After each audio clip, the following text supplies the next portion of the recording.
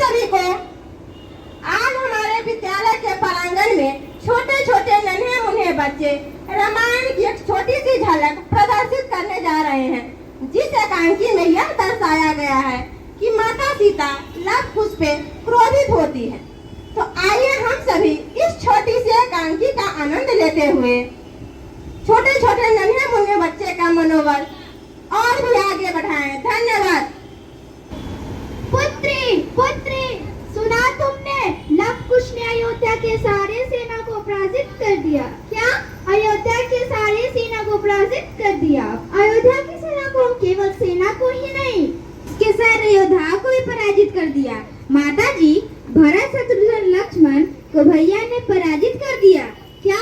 भरत शत्रुघ्न लक्ष्मण के साथ तुमने युद्ध किया? क्यों? कैसे?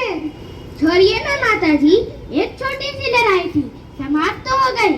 देखिए ना माता जी, मैं आपके लिए कितने सारे कमल के पुष्प लाया हूँ। आपकी पूजा के लिए यह अनुष्ठान आप जल्दी जल्दी पूरा कीजिए, ताकि शीघ्र ही हमें पिताश्री के दर्शन हो सके। मेरी बात को मत टालो। मैं ये जानना चाहती हूँ कि तुमने लक्ष्मण, भरत, शत्रुघ्न के साथ युद्ध क्यों किया? माता जी, मैंने अश्वमेध यज्ञ का घोड़ा आश्रम के पास विचरते देखा। उसके माथे पर स्वर्ण अक्षरों में चुनौती लिखी थी कि जो इस घोड़े के सामने मस्तक नवाएगा वो महाराज राम के शरण पाएगा, और जो इस घोड़े को पकड़ेगा उसे उन्होंने युद्ध के लिए ललकारा था। अब युद्ध की चुनौती स्वीकार करना धर्म अक्षर समझकर मैंने उसे पकड़ लिया है। फिर क्या? उनके सेनापति एक एक करके सबके सब परास्त हो गए। फिर लक्ष्मण जी आए और हमने उन्हें मूर्छित कर दिया। फिर शत्रुघ्न जी आए और हमने उन्हें मूर्छित कर रन में सुला दिया। क्या ठंडा ठंडा सुना रहे हो कुछ भैया? माता जी, युद्ध नहीं, घमासान सा युद्ध हुआ और हमने उन्हें मूर्छित कर दिया। फिर भरत जी आए, फिर सुग्रीव जी आए, फिर महाबली हनुमान जी आए। हनुमान जी तो बड़े वीर कहलाते हैं, परंतु भैया की वीरता देखकर ऐसा चकाचौंध रह गए और हमारे पास ऐसे बन गए जैसे गाय का छोटा सा बछड़ा बन जाता है। सुग्रीव महाराज ने तो एरी से चोटी शक्ति लगा ली, परंतु गुरुदेव के दिए हुए आशीर्वाद ने उन्हें भी पराजित कर दिया।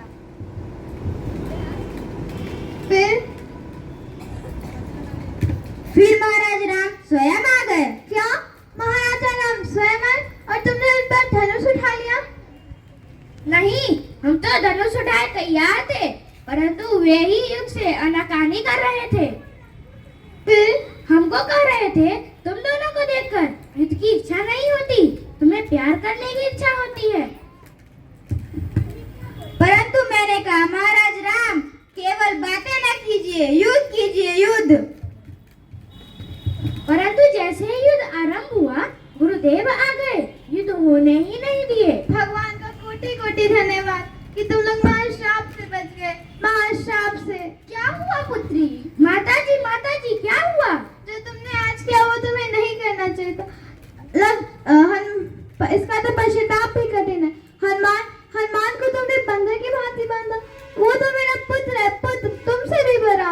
लक्ष्मण, भरत, शत्रुघ्न, वो भी मेरे पुत्र है। तुम उन पर प्रहार करोगे, मेरी क्या दशा होगी? उस पर तुमने स्वयं श्री राम को युद्ध के लिए ललकारा। मेरे संस्कार अपने पिता के चरण छूने के बगैर उन्हें युद्ध के लिए ललकारे। मेरे लिए इससे लज्जा भरी बात और क्या हो सकती है? तूने एक बाण भी उन पर चला दिया होता तो मेरे लिए उसके पश्चाताप में अपने प्राण देने के बगैर और कोई मार्ग नहीं रह जाता। ये क्या किया तुमने? ये क्या किया? माता जी, आप क्या कह रहे हैं? भगवान राम मेरे पिताश्री हैं। दीर्घायु भव। हाँ पुत्र, देवी सीता सत्य कह रही है। महाराज राम ही तुम्हारे पिताश्री हैं। तो क्या आप ही वो अभागी सीता है जिन्हें महाराज राम ने वन में त्याग दिया था? जिसके पति भगवान श्री राम हो उसे भागी नहीं कहते। मुझसे ज्यादा भाग्यवान और कौन हो सकता है कि मैं उनकी पत्नी जिनकी तीनों लोक में पूजा होती है। फिर ये बात आपने हमसे आज तक क्यों छुपाई? हर बात के प्रकट होने का एक उचित समय होता है। अगर यह बात पहले प्रकट हो जाती तो तुम्हारे माता को सुख सुविधा में रह रहना असंभव हो जाता। हाँ, अब वह समय आ गया है जब तुम अयोध्या वालों से यह प्रश्न पूछो कि उन्होंने तुम्हारा माता के इस पवित्र आंचल पर निंदा के धब्बे क्यों लगाए। इसी दिन की मैं कई वर्षों से प्रतीक्षा कर रहा था। अब वह समय आ गया है जब तुम अयोध्या जाकर घर घर में जाकर अपनी माता की करुण कथा सुनकर अपने माता के पवित्र आंचल पर लगे हुए धब्बे को अयोध्या वालों के आंसुओं से धोना होगा और उनके हृदय में महारानी सीता का सिंहासन फिर से स्थापित करना होगा।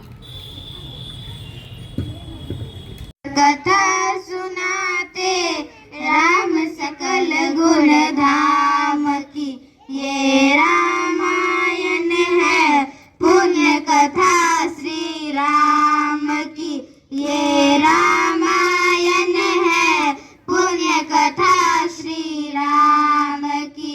जम्बूद्वीपे भरत खंडे आर्यवर्त